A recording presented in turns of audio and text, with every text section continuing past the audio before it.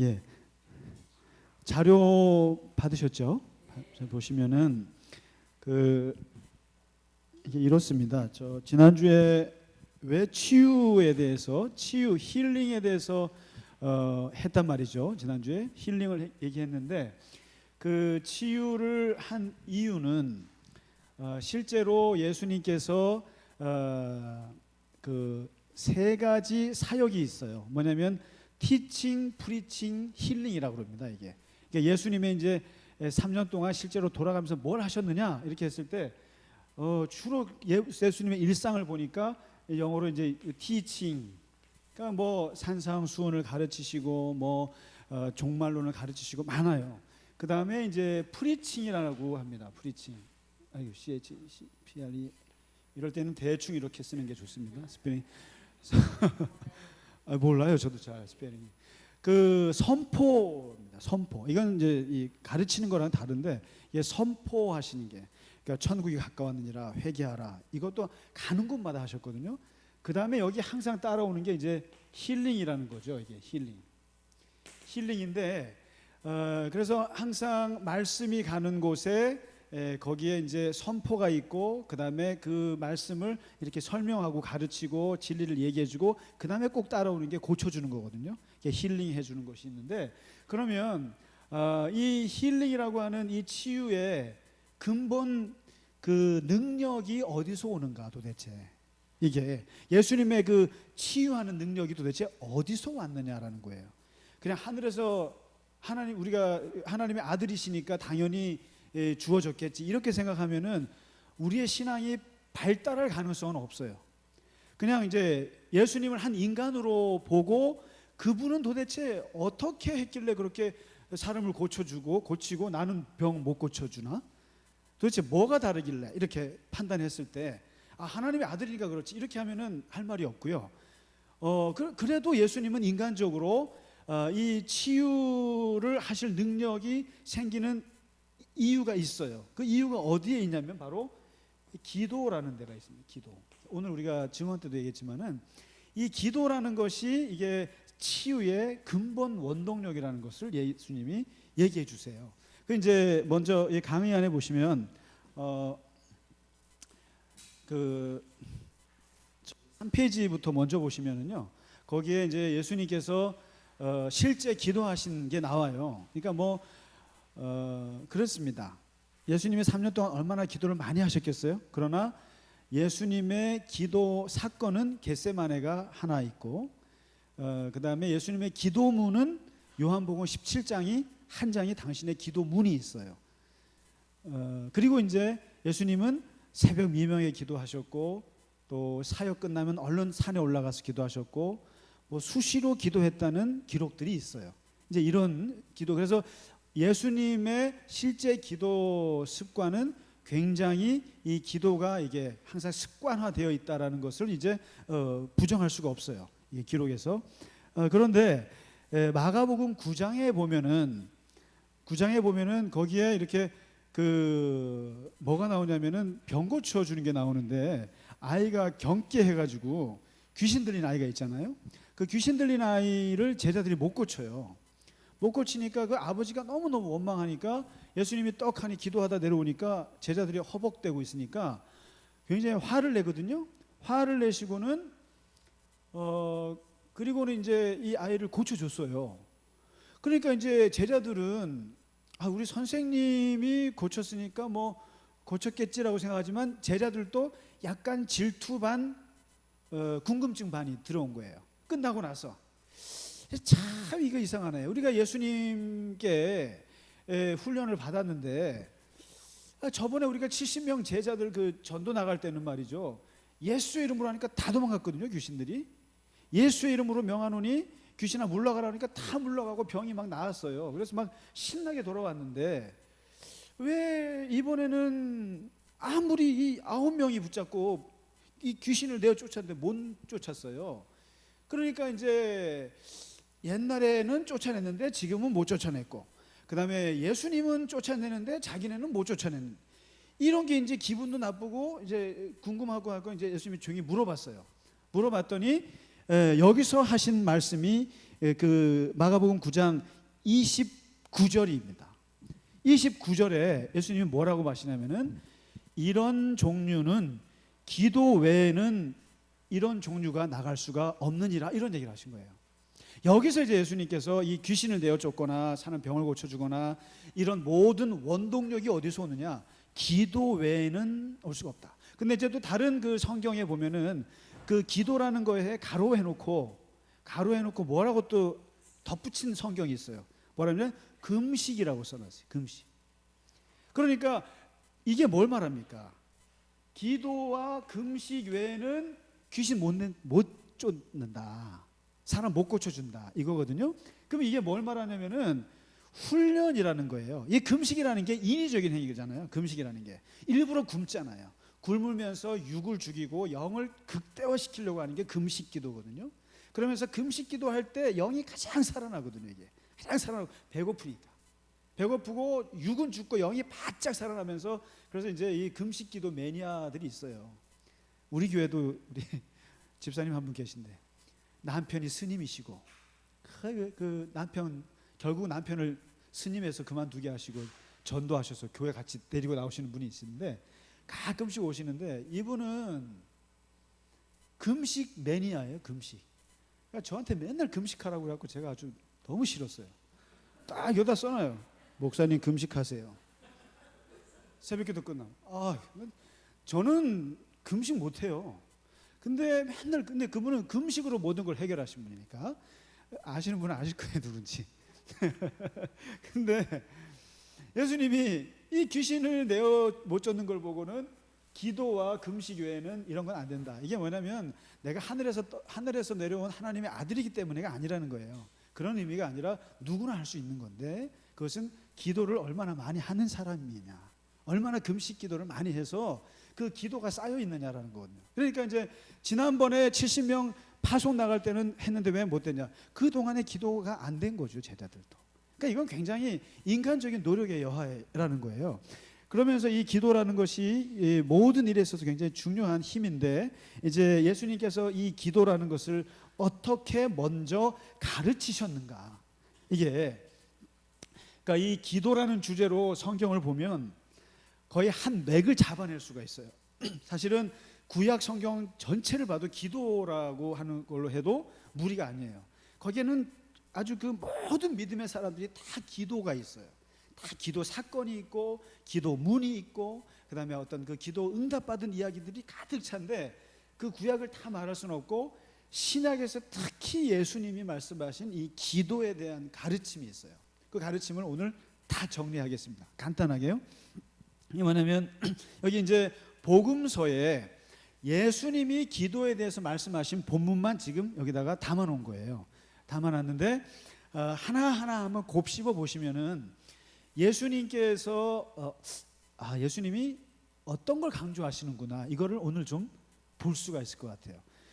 먼저 이제 그 산상수훈의 마태복음 5장, 6장, 7장에 기도 가르침이 있는데, 그 예수님의 기도의 가르침에 가장 앞서 있는 게 마태복음 6장에 이겁니다. 골방 기도입니다. 골방 기도. 이걸 잊으시면 안 됩니다. 그러니까 예수님의 기도에 있어서 아주 특별한 부분인데, 기도를 절대로 사람들 앞에서 거리에서 나대면서 사람들 보는 앞에서 막 이렇게 기도가 너의 퍼포먼스가 되면 안 된다, 너의 자랑거리가 되면 안 된다. 절대로 기도가 행위가 돼서는 안 된다, 이러면서 하시는 예수님이 추천하시는 기도가 골방으로 들어가라 하거든요. 골방으로 들어가서 그 골방 속에서 왜 골방으로 들어가냐?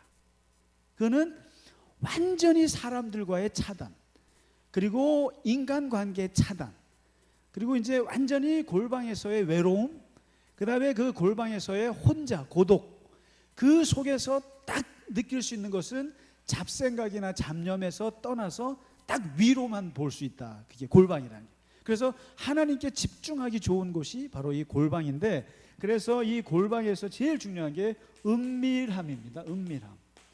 그래서 그 예수님이 아주 집중적으로 얘기하셨던 것은 기도할 때 하나님과 너만 딱 1대1 관계를 잊지 말 걸 얘기합니다. 그래서 1대1로 이렇게 하나님이 너에게 말하고.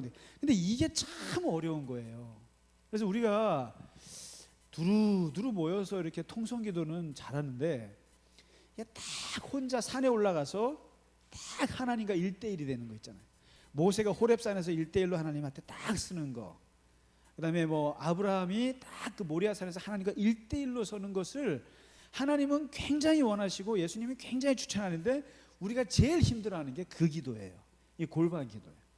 1대1로 딱 아무 소리 안 나는 곳에서. 그래서 이제 이걸 하는데 이게 굉장히 낯뜨겁거든요, 이 기도가.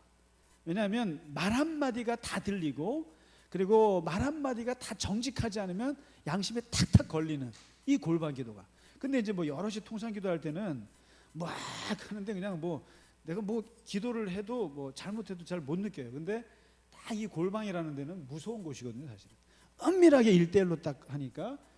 그러면서 여기가 이제 이 골반 기도를 이게 습관이 들면 여기서부터 이제 하나님에게 완전히 집중할 수 있기 때문에 이 기도, 그래서 은밀한 중에 보시는 하나님이 갚으실 것이다.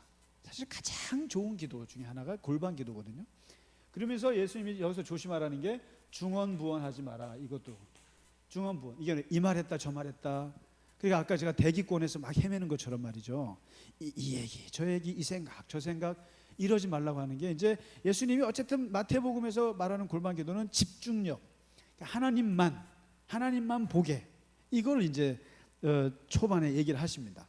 그러면서 이제 이 정도 얘기하니까 제자들이 볼 때, 야, 예수님의 기도에 대한 가르침이 굉장히 특별하거든요. 굉장히 특별하고 그 바리새인들하고 달라요. 그래서 예수님께 부탁을 했어요. 그 당시에 그 자료 나갔나요? 주기도문 강의 나갔죠. 한 3페이지짜리. 여기 보면 그 카디시라고 그러나요? 그 당시에 기도문이 있어요. 기도문, 대표 기도문, 이스라엘 사람들이 하는 그 기도문이 있는데, 예수님도 한번 기도문 좀 만들어 주세요 하고 샘플링을 요구합니다. 그래서 예수님께 어떤 기도가 좋을지 해서 줬는데 그게 바로 주기도문이거든요. 주의 기도.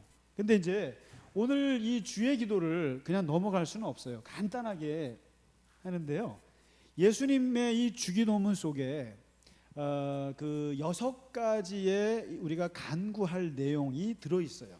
근데 이 6가지의 간구 내용은 모든 기독교인들이 항상 하는 기도고 꼭 해야 되는데, 이게 대표 기도 하실 때도 보면 제가 이제 대표 기도 교육을 했잖아요. 그 동영상 떠 있는데 그거 좀 보셨나요? 그거 대표 기도 하시는 분 보시나요? 모르시나요? 아유, 그래도 그게 7만 명이나 봤어요. 8만 명이나 보는데 그 대표 기도. 근데 거기 보면 이게 기도라는 게 예의가 있어야 되거든요. 예의가 있어야 되는데 그냥 초반부터 막 얘기하면 안 돼요. 본론 뭐 처음부터 막 저기 뭐 이 나라가 어떻고 뭐 교회가 어떻고 이렇게 하면 안 되고, 처음에 우리가 밥 먹을 때 잘 지내셨어요? 안부 묻고 건강하시죠? 그리고 뭐 요즘 뭐 잘 지내세요? 이거부터 하고 나서 밥 먹으면서 본론을 얘기하지, 처음부터 2천만 원 꿔주세요 그러진 않죠. 왜 2천만 원일까? 근데 내가 2천만 원이 필요한가? 그 모르겠어요. 근데 예수님의 주기도문도 예의가 있어요. 예의가 갖춰져 있는데 뭐냐면 처음에 뭘 하냐면은 뭡니까? 하늘에 계신 우리 아버지입니다. 이 단어가 참 재밌어요. 아버지. 이게 그러니까 하늘에 계신 분이고, 그리고 이게 나의 아버지가 아니라 우리라는 공동체의 기도고, 그리고 이 아버지라는 이름, 이제 우리가 한번 아버지라는 것만 따로 강의를 할 텐데 이 아버지라고 이제 부릅니다. 그러니까 하늘에 계신 우리 아버지 해놓고, 그러니까 이름을 불러야 한다는 거죠. 그러니까 우리가, 그래서 제가 대표 기도도 이렇게 그렇고 이렇게 좀 아쉬운 게 중에 하나가 그냥 처음에 하나님 아버지를 부르셔야 돼요. 부르셔야 돼요. 부르시고. 근데 막 처음부터 막 서론이 막 나가면은 이게 대상이 있어야 돼요. 하늘에 계신 우리 아버지. 그리고 나서 딱 그 다음에 얘기하는 게 이겁니다. 이름 거룩히 여김 받으시면 이렇게 나옵니다. 이게 뭡니까? 진짜 사장님 이름이 정말 유명해지셨으면 잘 되시길 바랍니다. 정말 사장님 사업이 번성하시기 바랍니다. 그리고 정말 가족들 다 잘 되시기 바랍니다. 이렇게 대화를 시작하는 거죠. 그러니까 마찬가지로 하나님께도 이런 거는 이게 영광이에요. 누가 뭐라 그래도 초반에는 하나님께 영광이에요. 그 다음에 이제 감사 같은 거예요. 감사. 초반부터 막 뭐 주세요. 그러니까 안 돼요. 그러면은 처음 그리고 뭐 죄 고백하는 거 아니에요. 처음부터 막 우리 뭐 일주일 동안 어렵게 살았어요. 이런 얘기 하지 마세요. 처음부터. 처음은 그냥 하나님 영광 받으세요. 우리를 이렇게 예배당으로 인도해 주셔서 감사해요. 하나님께서 우리의 죄악 가운데서도 하나님께서 우리에게 영광 받으시고 동행해 주시고 이렇게 해서 너무 감사해요. 하나님 영광 받 이게 제일 중요하거든요. 그러니까 이름 거룩히 받으시옵소서. 이게 들어갑니다. 주기도문에 들어가는 거예요. 그 다음에 이제 세 번째부터 본론이에요. 이게 서론이면은 본론에부터 이제 나가는 그 말씀이 이제 나오죠. 이게 뭐냐면 구하는 것인데 첫 번째가 하나님의 나라입니다. 나라.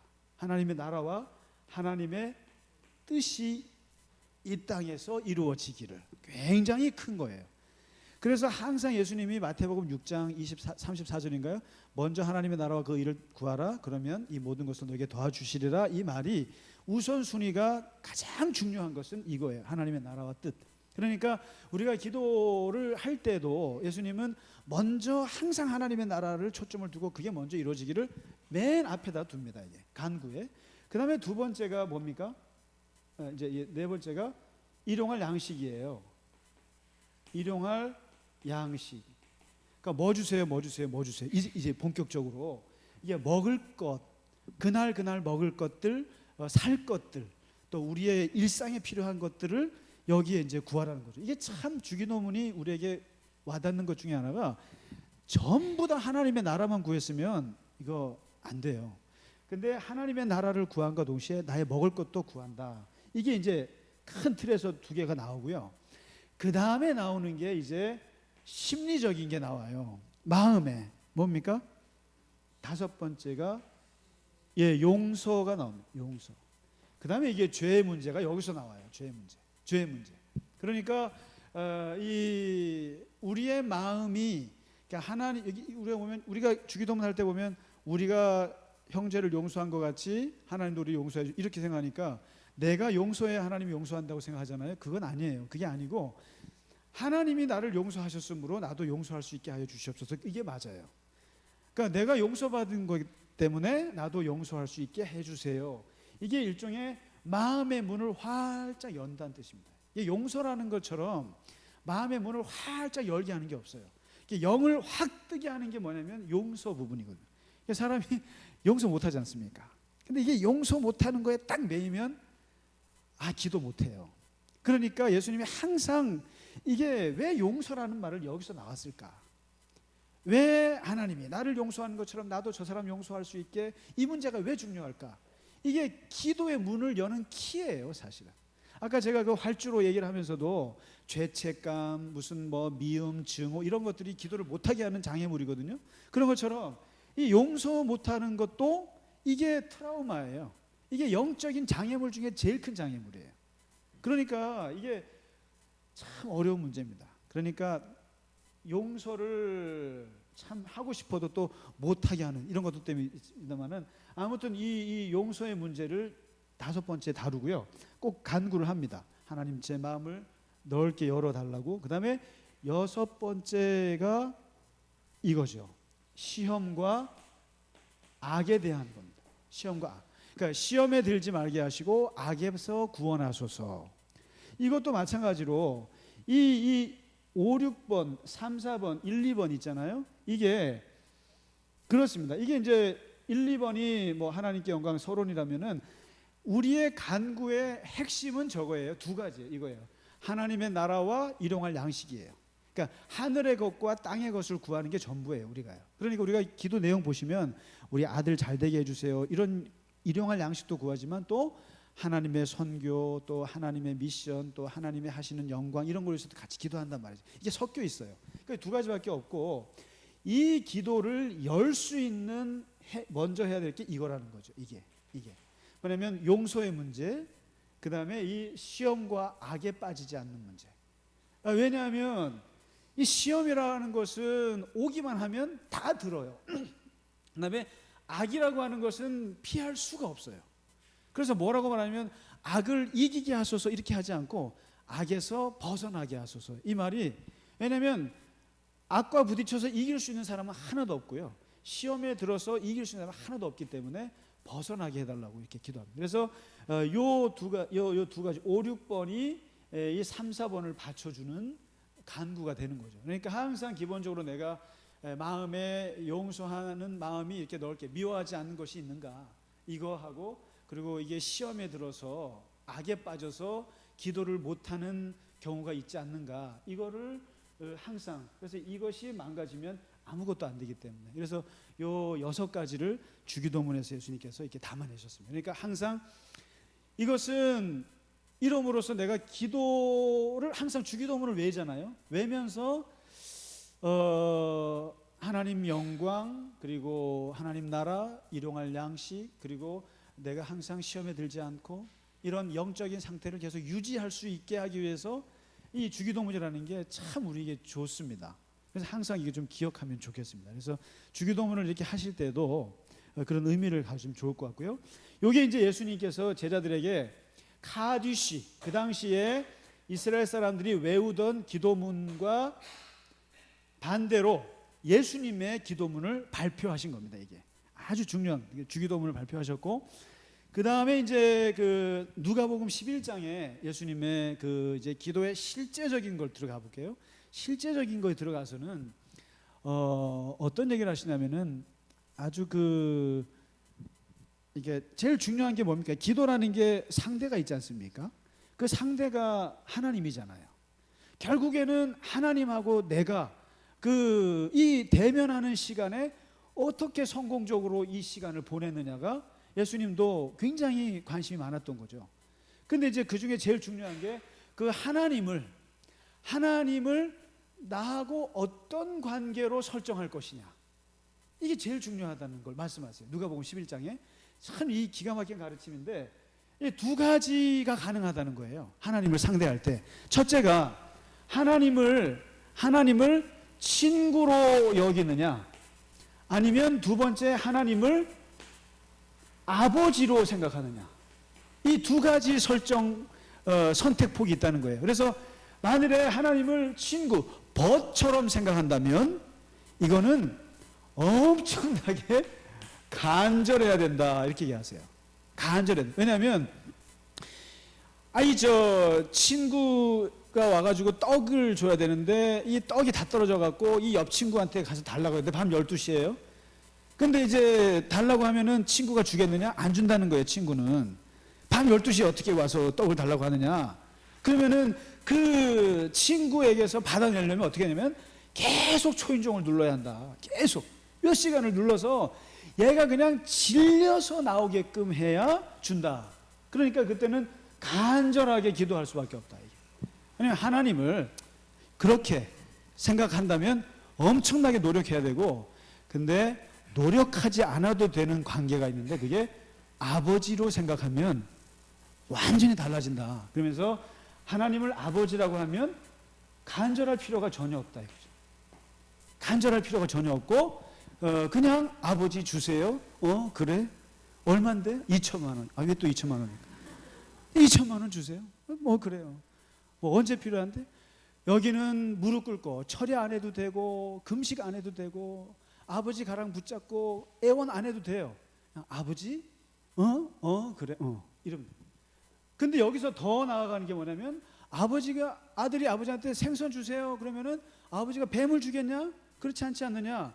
그런데 생선을 달라면 생선을 주죠. 생선을 주는데 이 아버지는 친구하고 달리 생각이 더 있다라는 거예요. 아버지는. 그러니까 친구는 겨우 떡을 준다 이거예요.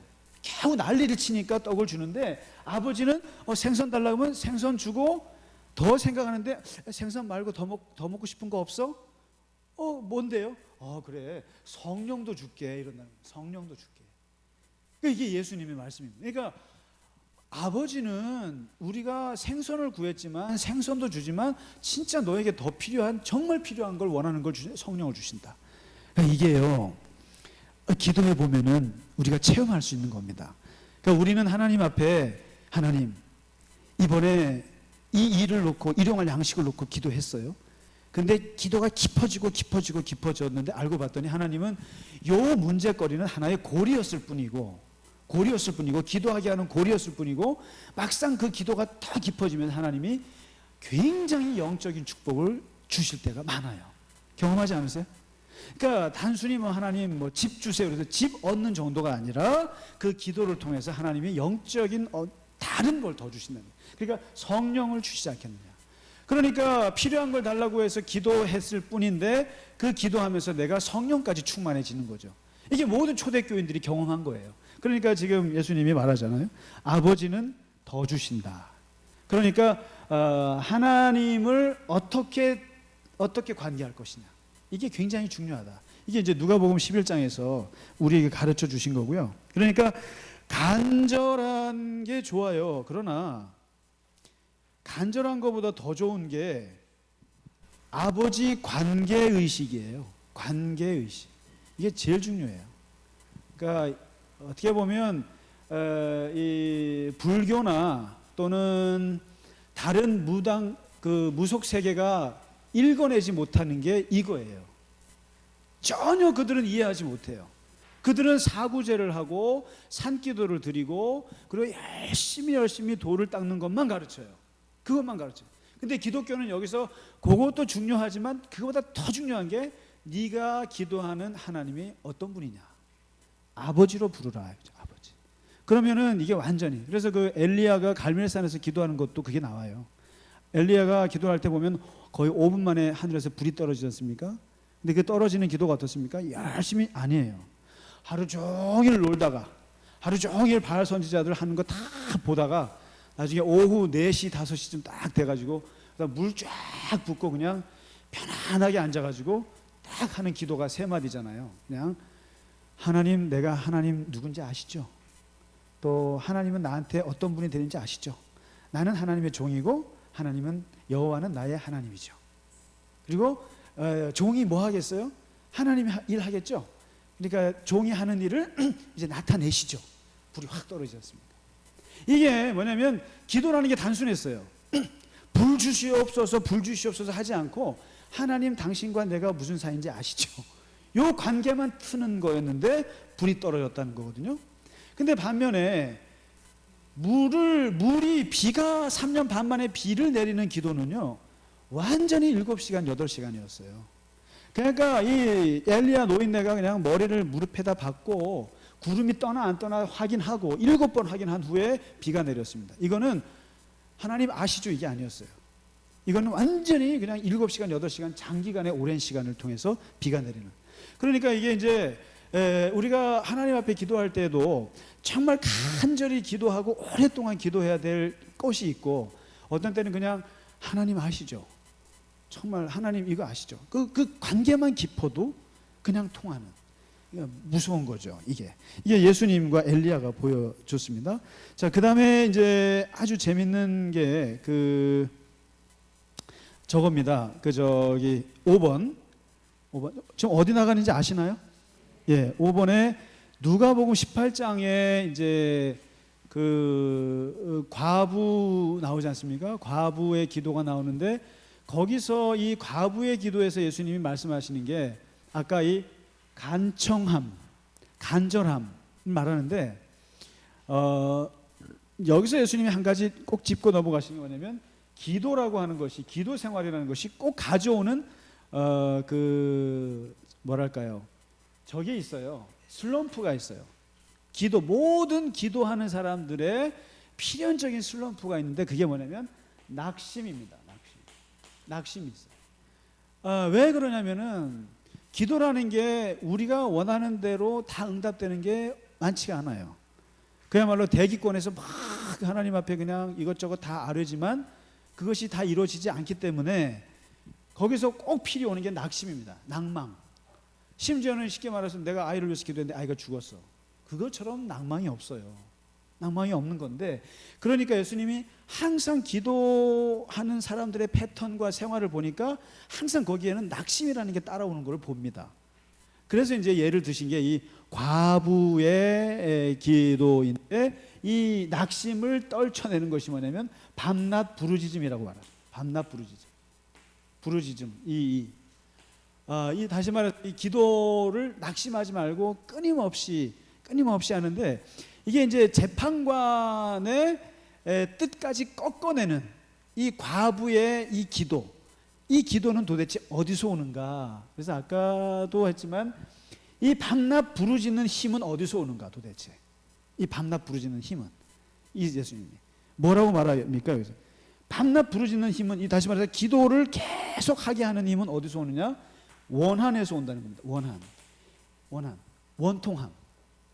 이게 그래서 솔직히 그 교회에서도 이렇게 많은 교인분들을 보면, 기도 많이 하는 분들을 보면 다 아픈 분들이세요. 아픈 분들이 기도를 많이 하세요.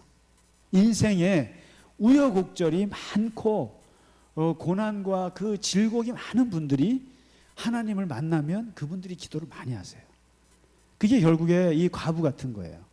근데 정말 뭐 하는 거 다 잘 되고, 다 자식들 잘 되고, 모든 게 다 잘 되면, 나는 그냥, 저는 제일 우리 교인분들 중에 제일 무서운 말이 뭐냐면 다 편해요. 다 편해요. 그럴 때 제가 제일 겁나요. 그게 만사가 편해요. 그럴 때 그게 얼마나 위험한 건지를 모르시는 것 같아요. 자, 근데 이 기도가 필요 없어요. 원한이 없으니까, 아픔이 없으니까. 그러니까 이 과부의 기도 속에서 예수님이 말하는 게 밤낮 부르짖고 낙심하지 않을 수 있는 원인은 고통에 있다. 인간의 고통. 그래서 아까도 말씀드렸지만은요, 기도를 항상 하지 못해요, 사람이요. 항상 이게 어떤 그 위기가 오거나 하나님이 이렇게 기도하게끔 몰아가시는 것이지, 내가 기도해야지 해서 기도가 되지가 않아요. 그러니까 저는 예수님이 금식기도 말씀하신 거가 똑같다고 봐요. 금식이라는 게 먹기 싫어야 금식하는 거예요. 그때 금식하세요. 그러니까 무슨 뭐 정해서 금식하지 마시고, 이게 다시 말해서 신랑을 빼앗겨서 슬픔에 잠길 때 그때 금식하는 거예요. 그때는 금식하지 말라고 해도 금식해요. 배가 밥맛이 없기 때문에. 아니 솔직히 말해서 내 가족이 누가 죽었어요? 누가 고통을 당했어요? 애가 막 아파요. 부모님이 밥이 넘어갑니까? 그때는 금식 기도하시는 거예요. 근데 똑같습니다. 기도도 언제 기도를 하느냐? 알고 보면 다 고통받을 때 기도합니다. 고통받을 때 기도하지, 그때 또 기도가 잘 돼요. 그리고 거기에 눈물이 나고 거기에서 하나님이 은사를 주시는 건데, 그래서 이제 이 기도, 이게 그 기독교인들의 이게 고난이라는 게 어떻게 보면 참 이 양날의 칼이에요. 참 아픈 건데 그 고난이 없으면 또 기도를 안 하기 때문에 우리가, 그래서 참 하나님이 주시는 축복이면서도 이제 또 우리에게 또 징계도 됩니다만, 나오고요. 그 다음에 이제 이 기도에 이제 심정을 아까 통하는 그 기도 말씀드렸는데, 정말 이제 기도의 내용에 대해서 예수님 말씀하시는데요. 그러면 어떤 내용이 하나님이 기뻐하시겠는가 이거죠. 어떤 문구가, 어떤 그 기도의 말이 하나님하고 내가 통하게 되는가, 이게 같이 영적으로 통할 수 있는가, 그거를 얘기하는데, 그게 예수님의 누가복음 18장에 과부의 기도에 이어서 바리새인과 세리의 기도 비교한 거 나오잖아요. 거기서 세리의 기도를 굉장히 높이 사십니다. 이게 뭐냐면은, 바리새인의 기도는 하나님, 저는 11조를 하고, 저는 저거 일주일에 몇 번 금식하고, 기도 몇 번 하고, 그리고 너무 감사하고, 저 세리같이 돈 떼어먹지 않아서 정말 감사해요. 윤리적으로 깨끗하게 살아서 감사합니다. 그랬더니 하나님은 그 기도 안 받으시더라. 안 받고, 세리가 그 뒤에서, 저 뒤에서 기도하는데, 세리는 너무너무 성전 앞에 십자가에 다가기도 무서워서 저 끝에 가서 멀리서 하나님을 보면서 말하기를 이렇게 말한다고 하지 않습니까? 쳐다보지도 못하고 가슴을 치면서 말하기를 두 마디, 나를 불쌍히 여기소서, 나는 죄인으로서이다, 이겁니다. 그래서 이게요, 수도원에서 제일 유명한 기도문이에요. 키리에, 나를 불쌍히 여기소서, 불쌍히 여기소서. 근데 이제 아무리 생각해도, 저도 그렇습니다. 아무리 생각해도 하나님하고 통하는 가장 좋은 겸손 중에 겸손한 기도가 뭐냐면, 나를 불쌍히 여기소서입니다. 불쌍히 여기소서. 이 기도처럼 가장 하나님의 마음에 와닿고 내 마음에 와닿는 기도는 없다고 봐요. 역사상. 하나님 나를 불쌍히 여기소서. 나를 불쌍히 여기소서. 이게 이제 돼야 기도가 열리는 거거든요. 이게 하나님 나를 불쌍히 여기소서. 그다음에 나는 죄인으로소이다. 죄인으로소이다. 이게 이제 바리새인 같은 경우는 굉장히 그 교만함이 가득한 감사였고, 이 세리는 뭐 아무것도 내놓을 수 없고 그저 그냥 나를 불쌍히 여기소서. 내가 나를 아니까요. 내가 나를 아니까. 그래서 이제 그 자기 자신을 굉장히 낮춰서 하는 말, 이거를 하나님께서 받으셨다 이렇게 얘기해요. 예수님께서. 그래서 이 기도, 그래서 사실은 그 기도할 때 항상 이 기도가 시작 기도면 좋겠다는 생각입니다. 하나님, 이 못난 종, 그다음에 이 부족하고 연약하고 죄 많은 이 종이 여기 나왔고, 그리고 하나님 저를 불쌍히 여겨주세요. 아무리 생각해도 나는 하나님의 긍휼을 받아야 될 것 같습니다. 이게 이제 기도가 시작되는 거예요. 그래서 예수님이 가장 이것을 극찬한 겁니다. 그래서 그때 이후로 기독교 역사에서 아마 키리엔가 들어보셨죠? 그 나를 불쌍히 여기서 이거를 몇백 번씩 반복하는 기도 방법이 있어요. 그래서 어느 그 수도회에 가면 이걸 나를 불쌍히 여기소서 이것만 몇천 번, 그러니까 이게 3000배 하잖아요. 108배 하듯이 기독교에도 이렇게 반복해서, 그러면요 이거 한 200번 하면은 눈물이 확 쏟아지는 거죠. 그러니까 다른 기도 필요 없고 주여 나를 불쌍히 여기소서, 주여 나를 불쌍히 여기소서. 이게 반복의 힘 아시죠? 이거는 중원부원이 아닙니다. 중원부원이 아니고 반복은 집중할 때 가장 좋은 것 중에 하나가 반복이거든요. 똑같은 말을 계속 반복하는 거죠. 반복. 이 기독교도 그렇습니다. 주여 나를 불쌍히 여기서 나는 죄인으로소이다. 주여 나, 이거를 반복하는 거예요. 사실은 저도 한번 해봤거든요. 근데 100번 하기도 힘들어요. 정말이에요. 이 100번 하기도 힘든데, 그러니까 이제 이걸 이제 그래서 이게 절이나 수도원 같은 데서 공동체에서 하는 거죠. 같이 하면 할 수 있으니까. 그래서 아무튼 이 기도의 내용을 얘기하셨고, 그리고 이제 마지막으로 오늘 볼 게, 그러면 가장 능력 있는 기도가 무엇이냐? 가장 능력 있는 기도가 무엇이냐? 이 얘기를 또 얘기 좀 하십니다. 이것만 얘기하면 사실은 예수님의 기도에 대한 가르침이 다예요. 많은 것 같지만 많지 않습니다. 마가복음 11장인가 거기 보면은 예수님이 무화과 나무를 그냥 말라 비틀게 하는 게 있잖아요. 화가 나셔갖고 무화과 나무를 저주하셨는데 그게 그냥 확 그냥 비틀어져 버렸을 때 다음날 제자들이 물어보잖아요. 아유 어떻게 무화과가 다 말라 비틀어졌어요? 어떻게 된 겁니까? 그러니까 예수님이 여기서 이제 기도의 원리를 세 가지를 얘기하세요. 뭐냐면 그러니까 정말 산을 움직이는 기도, 정말 대단한 능력의 기도는 이 세 가지가 필요하다 하는데, 이 세 가지가 뭐냐면 여기 첫째는 의심 없는 믿음을 얘기합니다. 그러니까 근데 이게 쉬운 것 같지가 않아요. 산이 옮겨질 줄로 믿습니다. 근데 의심하지 않아요. 그러면 옮겨진다는 거예요. 예수님 말씀입니다. 그러니까 의심하지 않는다는 얘기 뭐냐면 마음이 찢어지지 않는다는 뜻이거든요. 의심이라는 게 이게 찢어진다는 뜻입니다. 그러니까 산이 옮겨질 거야? 아니 무슨 헛소리.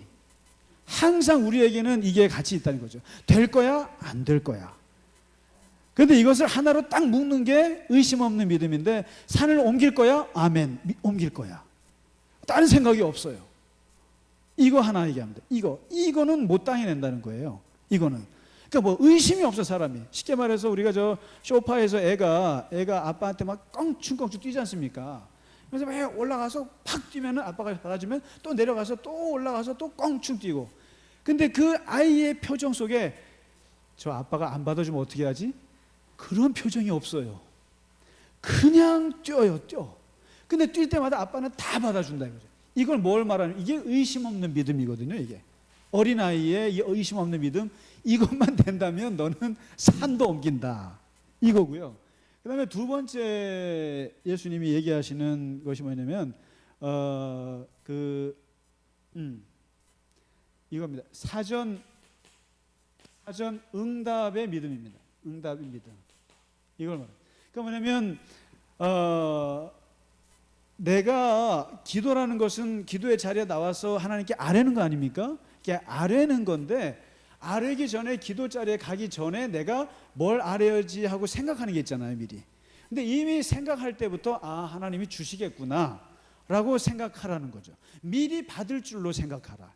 그러니까 아뢰기도 전에 네 머릿속에 있을 때부터 아예 하나님은 예비해 놓고 계시다라고 미리 생각하라라고 하는 건데, 이거 대단한 믿음이죠. 대단한 믿음이죠. 사전에 이미 응답 받을 줄로 믿고, 그러니까 기도는 그냥 예의상 하는 거고 이미 응답은 됐어, 이렇게 생각할 수 있겠느냐. 이 믿음, 이건 뭐 산을 옮기고도 남다 이거죠. 미리. 그러니까 하나님의 섭리 믿음이죠. 그 다음에 세 번째가, 이게 아까 주기도문에서도 다뤘습니다만은 뭐냐면은 용서의 믿음입니다. 용서. 이게 웃긴 것 같아도 웃긴 게 아니에요. 그러니까 마음에 누구를 담고 있으면 안 된다라는 거예요. 이게 누군가를, 여러분 영화 대부 보시면 거기에 명대사가 몇 개 있는데, 그 중에 아주 재밌는 대사가, 이게 총질하는 거잖아요. 근데 거기서 딱 그 아버지가 아들한테 그런 얘기를 하나, 세 가지 중에 두 가지, 하나가 저겁니다. 적들에게 네 생각을 보이지 마라. 응? 네 생각을 보이지 마라. 그 다음에 이제 그 세 번째 거 하나, 이게 뭐냐면 적들을 미워하지 마라. 미워하지 마라. 판단이 흐려진다. 미워하면 너 판단이 흐려진다, 이런 얘기를 합니다. 그러니까 절대로 전쟁 중이지만, 싸워야 할 원수지만 그 사람을 쓸데없이 미워하는 마음으로 가지고 하면 흥분하게 되고 판단 미스가 나오니까 그 마음을 딱 냉정하게 가지라. 죽이더라도. 그러니까 미워하는 마음 갖지 마라. 근데 이게 기도도 똑같습니다. 이게 기도도 이게 그러니까 사람들하고 싸우는 한 있더라도 그 사람을 마음속에 갖고 있으면 안 돼요. 갖고 있어서 막 미움이 있으면은 이 기도가 풀리지가 않아요. 이 기도가. 그래서 예수님이 용서라는 말을 자꾸 하세요. 이게. 그래서 이제 이게 그래서 그 능력의 믿음이 뭐냐? 이 세 가지: 의심 없는 믿음, 사전응답 믿음, 용서하는 믿음. 이제 이런 얘기를 하시는데, 그렇게 해서 이제 하시고요. 그러나 저는 이 세 가지를 다 갖춘 사람은 세상에 아무도 없다고 확실히 믿습니다. 의심하지 않고 믿습니다. 저는 의심이 안 들어요.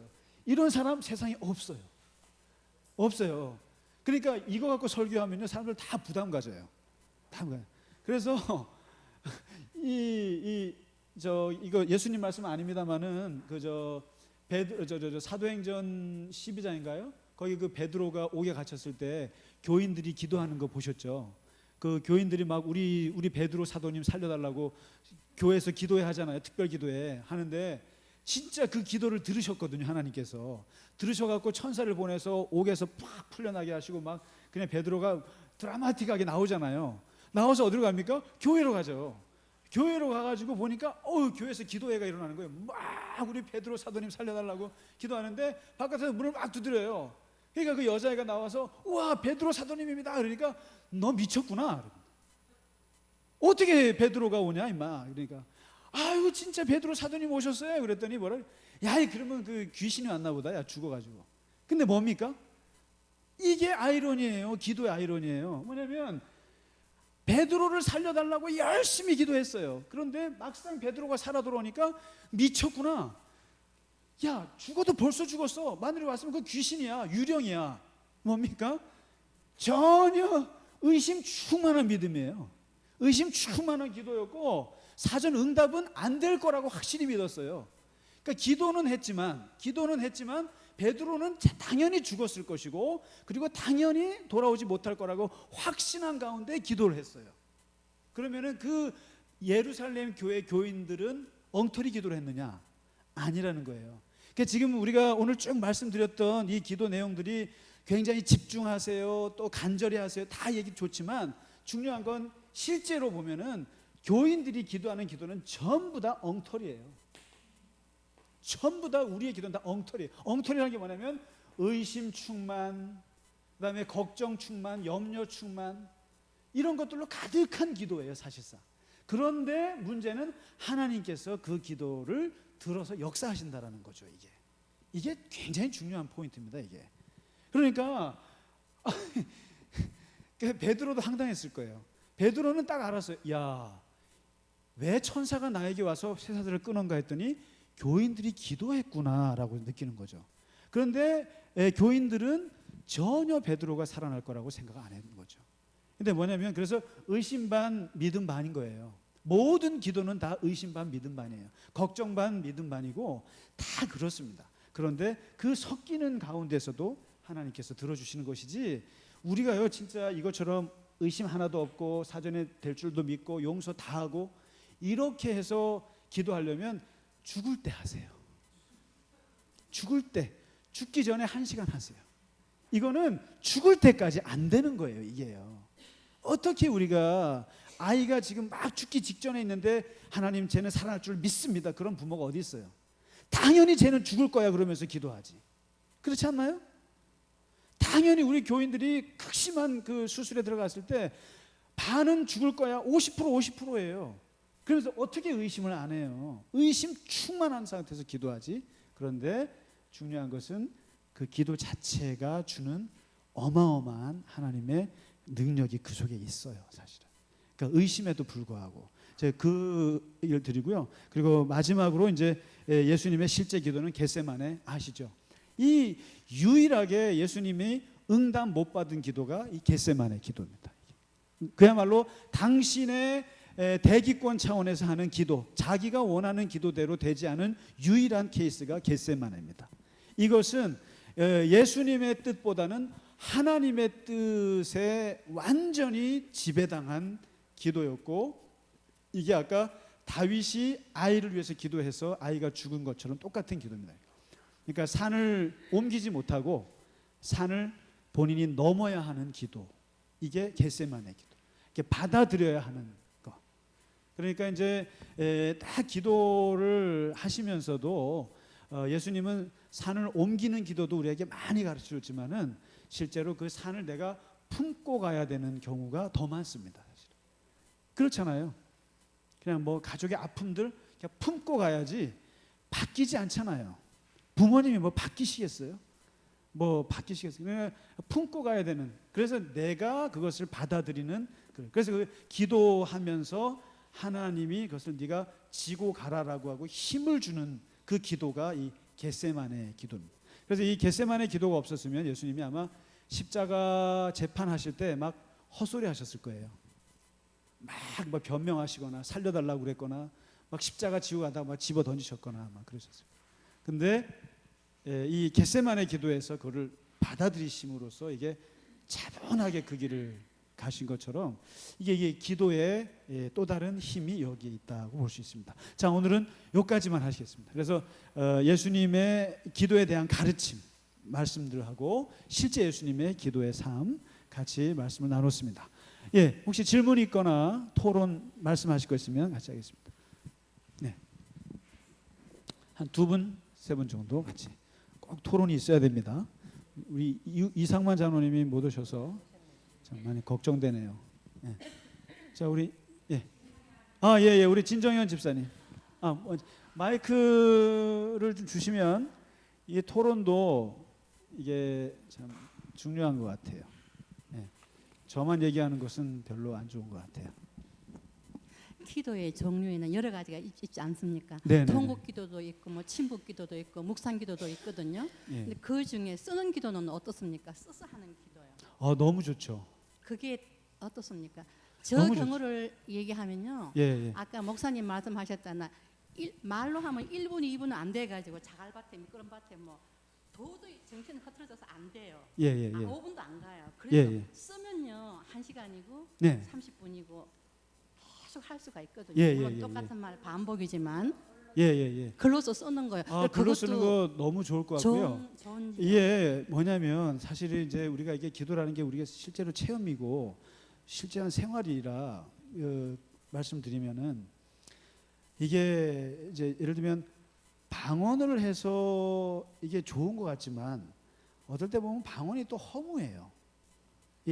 전 이제 방언을 너무 받고 싶어가지고 방언을 하나님 주셨는데 막상 방언으로 기도하면 오래 기도할 수 있는데 한편으로는 거기에 내용이 없어요. 사도 바울이 얘기했듯이 아무런 열매가 없어요.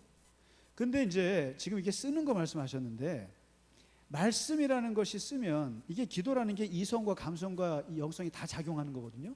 그랬을 때 방언이라는 건 감성을 줄 수는 있어요. 그러면서 이제 이게 깊이 들어가면 또 뭔가 좀 있는데 이 기도 줄을 잡는다. 이 기도 줄이 잡히고 그야말로 이게 하나님의 마음과 내 마음이 딱 통하게 된다고 하는 것은 어떤 면에서 이 말씀을 이렇게 쓰잖아요. 쓰면서 그것이 나에게 이성적으로 각인이 되고 그리고 그것을 생각하고 그러면서 이게 사실은 기도 이게 줄이 돼요. 그래서 이게 기도는 절대로 감성적으로만 해서도 안 돼요. 그리고 동시에 또 너무 이성적인 것만 있어도 안 되는 거거든요. 그러니까 어떤 분들은 너무 차갑게 하나님 딱딱 편지 쓰듯이 이것도 사실 기도가 참 답답한 거고 그렇다고 해서 아무런 말씀도 없이 그냥 막 방언만 하고 찬송만 하고 막 그냥 감정적으로만 해도 나중에 일어나면 허무하기 이를 데 없어요. 이것도요. 근데 사람이 딱 기도 끝나고 나서 뭔가 하나님이 나에게 말씀하셨다 할 때는 그 말씀 쓰는 거 그다음에 뭔가 말씀이 내게 있는 게 굉장히 좋아요. 그래서 그 두 가지가 같이 가는 게 좋고 쓰는 거 좋다고 봅니다. 그래서 더와 더불어서 내가 기도를 못할 때는 그 기도문 기도 방식이 아주 좋아요. 그게 이제 대표적으로 시편을 보시면 그 수도원에서 옛날에 수도사들이 많이 하는 것 중에 하나가 매일같이 기도해야 되잖아요. 근데 무슨 기도를 하겠어요? 그러니까 남이 해놓은 기도문을 베끼는 거예요. 그게 뭐냐면 그 대표적인 게 시편이에요. 그래서 시편을 놓고 읽어요. 그 자체가 기도문이니까. 근데 이제 시편을 보시면 두 가지 종류가 있어요. 그러니까 교훈체가 있고 기도체가 있어요. 그래서 보면은 예를 들면 복 있는 자는 어떠하더라, 복 있는 자는 뭐 이렇게 가르치는 것 같은 게 있어요. 그거는 기도문이 아니에요. 그건 잠언 같은 거고 이렇게 보면은 주여 나를 유술초로 씻으시고 나를 죄를 용서하시고 원수를 이기시고 이런 거 있잖아요. 그런 것들은 주로 기도문으로 내가 따오기가 너무 좋아요. 그래서 그거를 자꾸 읽으면 그게 그냥 내 기도가 되는 거거든요. 그래서 쓰는 것도 아주 좋은 것 같아요. 좋다고 봅니다. 쓰는 기도는 어저께 내가 무슨 기도를 했는지 한 달 전에 무슨 기도를 했는지 그걸 알 수가 있어요. 기록이 그렇죠. 남으니까. 그리고 아마 그게 좋은... 치매도 안 걸릴 것 같은데요. 이 쓴다는 건 너무 좋은 것 같아요. 쓴다는 건 정말 좋은 것 같아요. 또 다른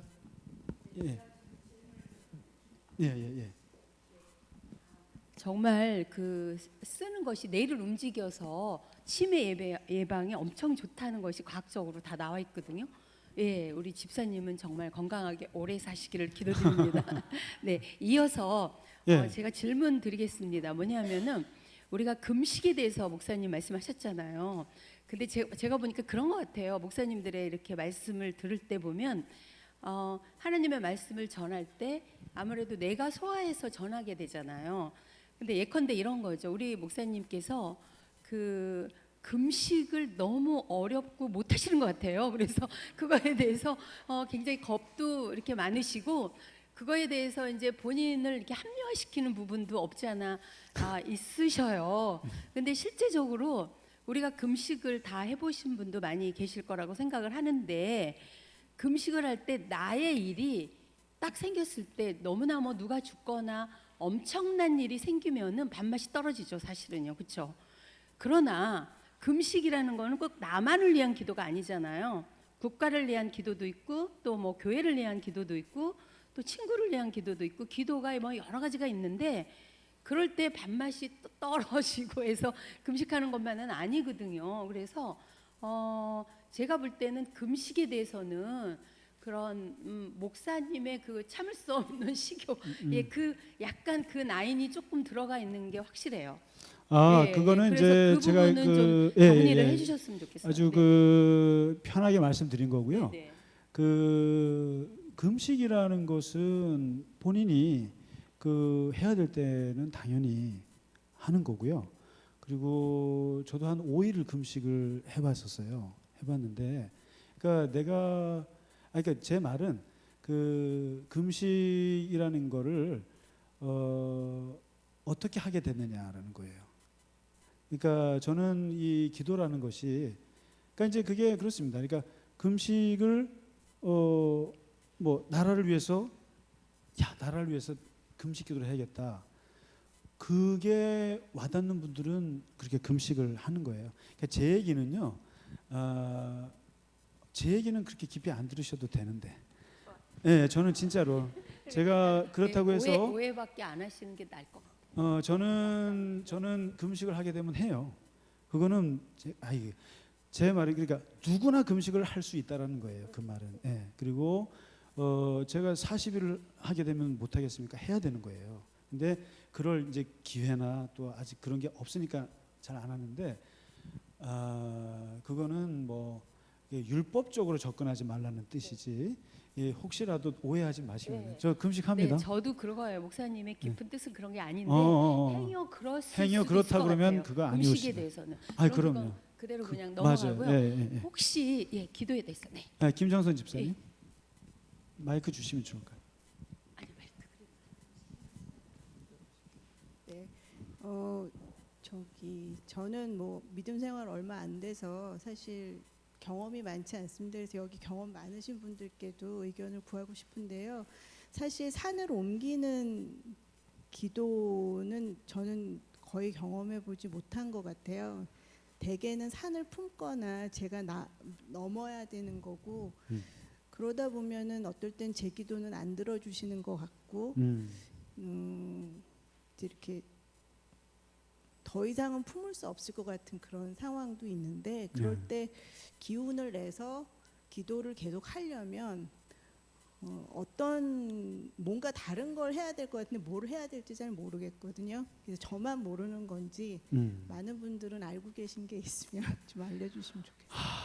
그 예수님을 그 사랑하지 않고는 사실 집사님의 하는 기도마다 응답이 안 됐을 때 그 낙심을 이겨낼 동기가 있을까 싶어요. 이게 뭐냐면 그러니까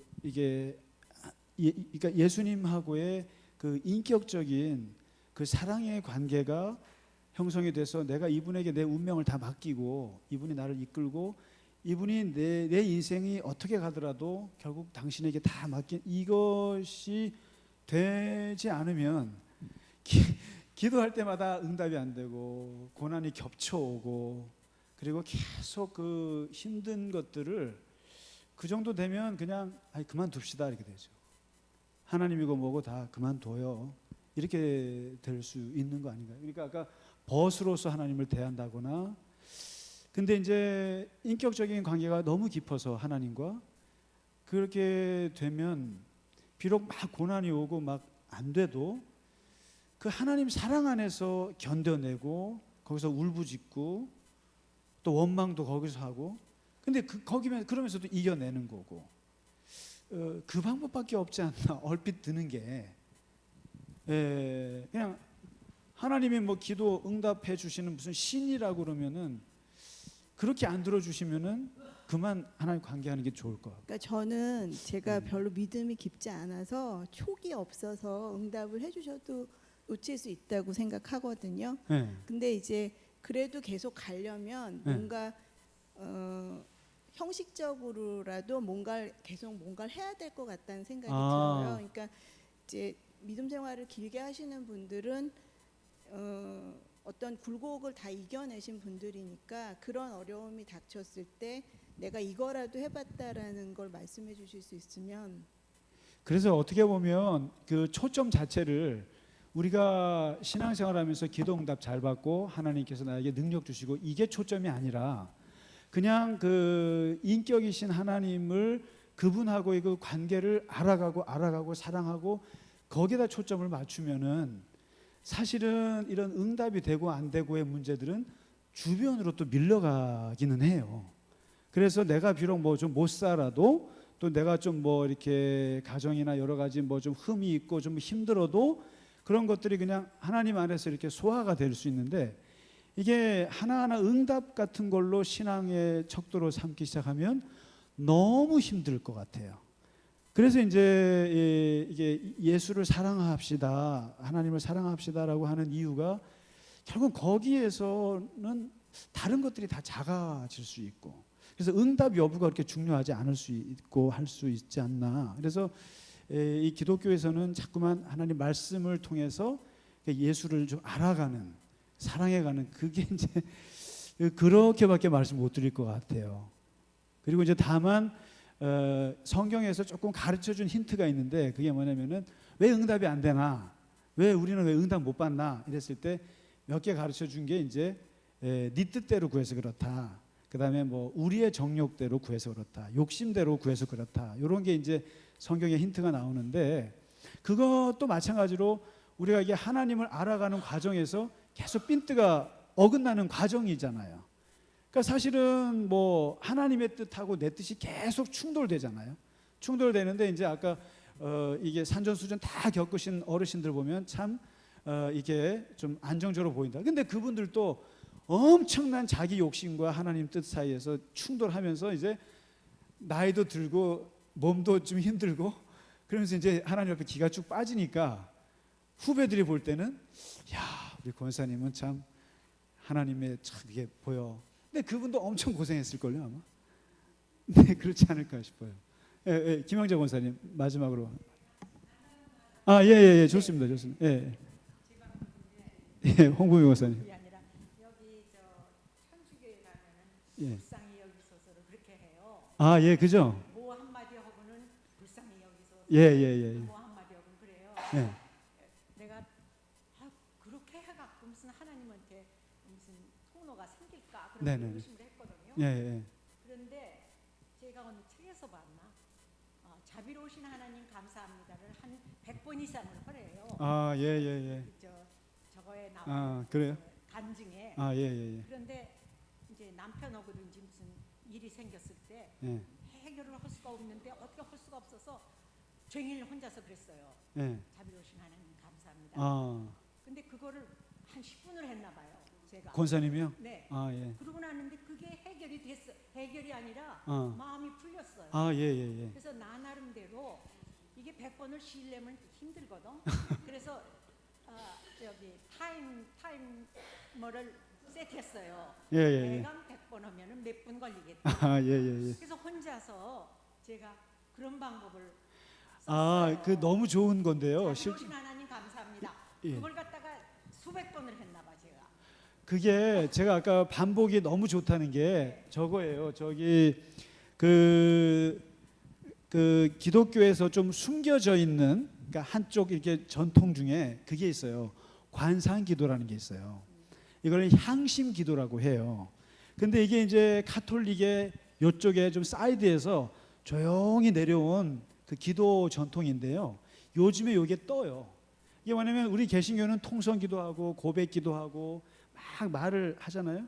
근데 이 관상기도는 뭐냐면은 가만히 눈을 감고 이게 이제 잡생각이 들어오면 이걸 이제 이렇게 블랙홀로 자꾸만 이렇게 던지는 거예요. 그래서 예를 들면 아들 생각나면 아들 저기 집어 던지고, 이게 머릿속에. 근데 이게 머릿속으로 이게 잘 되나요? 안 되잖아요. 그러니까 어떤 걸 쓰냐면은 거룩한 단어 하나를 생각해요. 예를 들면 뭐 아까 지금 자비로우신 하나님. 그러니까 자비로우신 하나님, 그래. 자비로우신 하나님만 계속 반복해요. 그러면은 뭐냐면 요 단어에만 집중하는 바람에 다른 잡념들이 안 들어와요. 그런 방법이 있어요. 그러니까 하나에 집중함으로써 잡생각을 버리는 거죠. 그 방법인데, 그렇게 해서 이제 계속 자비로우신 하나님, 자비로우신 하나님, 이것만 계속 하나만 이렇게 들어가다 보면요, 이게 한 30분 정도 지나면은 마음이 굉장히 견고해져요. 불안함이 싹 사라져요. 근데 이게 참 훈련이 잘 안 되더라고요. 이게 저도 참 이게 열심히 해보려고 하는데 잘 안 돼요. 근데 이 향심 기도를 좀 추천하고, 아까 감사합니다, 자비로우신 하나님 감사합니다, 그것만 100번 한다. 그게 마음의 평화가 와요. 평화가 오고 그래야 그 다음부터 해결이 되는 거니까. 진짜 맞는 말이에요. 예, 예. 예. 그래서 아마 이제 이런 여러 가지 기도의 방법들을 각자가 자기 좋은 게 있어요. 그런 거 이렇게 해서 그것을 좀 깊이 그 해나가면 좋으리라고 봅니다. 오늘 고생 많으셨습니다. 아니에요, 예. 목사님. 질문 아까 김현정 목사님. 예, 예, 예. 아니 질문이 아니라 아까 기도의 응답에 대해서 우리가 기도를 할 때에 예, 굉장히 마음이 답답하고 막 간절할 때 기도를 하잖아요. 예, 예. 그런데 내가 기도를 하면서도 내 같은 사람이 기도하면 하나님 들어주시겠나? 기도 잘하는 사람, 아주 믿음이 좋은 권사님, 뭐 장로님, 뭐 목사님 이런 분이 하시면 들어주시는데 저는 젊었을 때 그렇게 생각했어요. 예, 예, 예. 내 같은 사람이 하는 기도가 들어주시겠나 하면서도 답답하니까 이 막 간절히 하잖아요. 하면은 그 당시에는 응답이 내 뜻과 하나님 뜻이 안 맞았는 거죠. 예, 예, 내가 예. 생각했던 대로 일이 안 이루어져서 굉장히 답답하고 속상하고 이랬는데 어느 날 한참 살아와서 이렇게 돌아보면 하나님께서 그때 제일 좋은 방법으로 이렇게 나를 여기 갖다 놓으셨구나. 이렇게 응답하셨구나. 이게 자꾸 문득문득 어떤 사건을 생각하게 되돌아보면은 예, 예. 하나님의 뜻은 이것이었구나. 하나님 이 방법이 제일 좋으셨으니까 나를 이렇게 하셨구나. 그때는 굉장히 원망했어요. 그랬는데 그런 게 굉장히 느껴지더라고요. 예, 아까 예, 이제 그 누가 질문하셨잖아. 예, 그 예, 예. 질문에 내가 지금 나도 그 생각이 나서 그때는 참 답답하고 속상하고 막 기도는 정말 믿음이 좋은 사람한테만 이렇게 응답을 하시나 나한테는 왜 응답을 안 하시나 그랬는데 되돌아보면 그게 전부 하나님이 나를 제일 좋은 방법, 제일 안전한 방법으로 이렇게 옮겨 놓으셨더라고. 예, 예, 그래서 네 그거 하나 간증으로서 좀 위로를 받았으면 좋겠다 싶어서 지금 그 얘기를 김정서 하는 거예요. 집사님. 예. 예, 예. 예, 사실 뭐 안 들어주셔서 잘 된 게 더 많을 수도 있어요. 마치겠습니다. 예, 고생 많으셨습니다. 예.